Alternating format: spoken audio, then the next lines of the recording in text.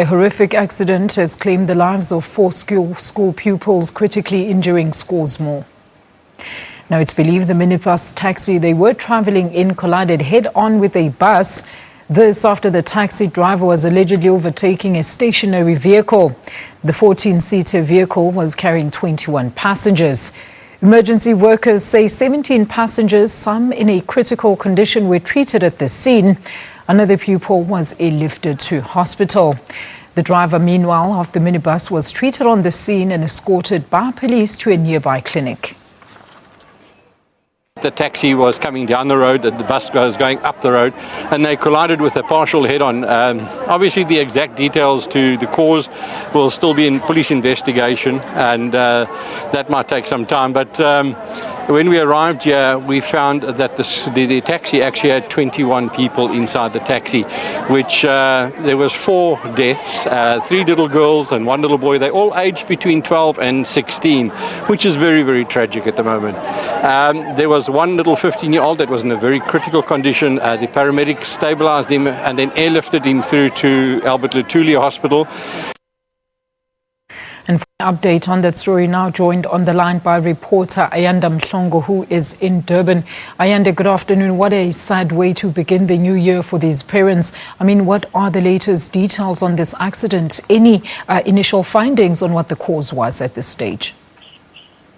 Good afternoon to you, Alicia. Well, certainly, what a sad day for the province of KwaZulu-Natal. On a day that's supposed to be a happy and a joyous occasion, the first day of school, parents and learners were excited and eager to start the 2017 school year. But sadly, for these 4 learners, their school journey has been tragically cut short.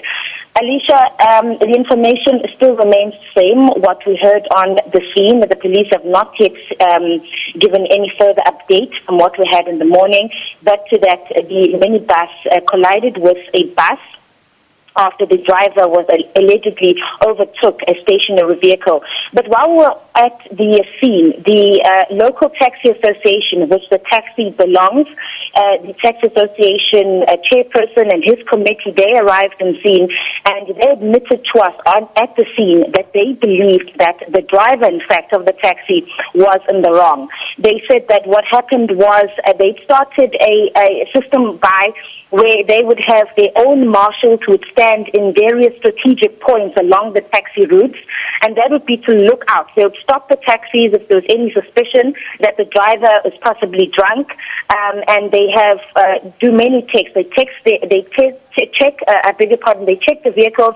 They also do random drug tests on their random alcohol tests on their drivers, the breathalyzer tests. And what they found is that this morning, when this driver of this taxi approached the marshals, he allegedly then sped away because he realized that they would catch him because he had an overload of 21 passengers in a vehicle that is only supposed to carry 14.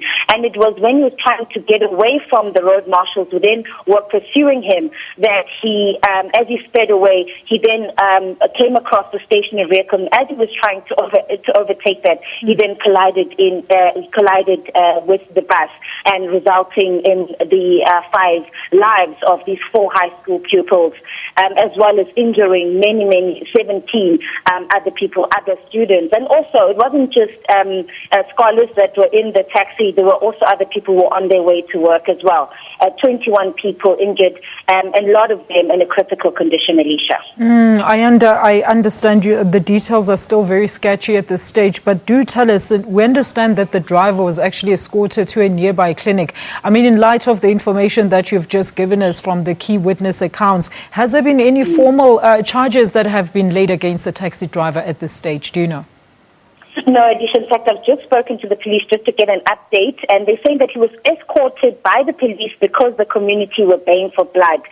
Hundreds of community members, in actual fact, had circled and were standing around where the accident scene had taken, and they wanted the driver. They believed that this accident had been a result of his negligence. So police said that they had to then, after he was treated on scene, because he wasn't too critical, just had slight bruises and cuts here and there. So they then removed him from the scene, taking him to a local clinic to get further medical treatment there. But at the moment, no charges have been laid. A police investigation is continuing. They did do the initial investigation at the scene, and they said they will then update after they've spoken to the NPA, the National Prosecuting Authority, whether or not they're going to then take any legal action against the driver. But one thing that the association, Alicia, did say to us, the chairperson, is that whether or not he is charged by the state or by the police, they're saying that he's as good as gone from the association, and that they cannot allow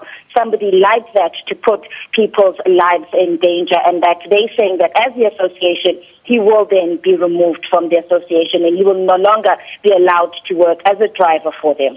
A very quick one, Ayanda, before I let you go. Have you managed to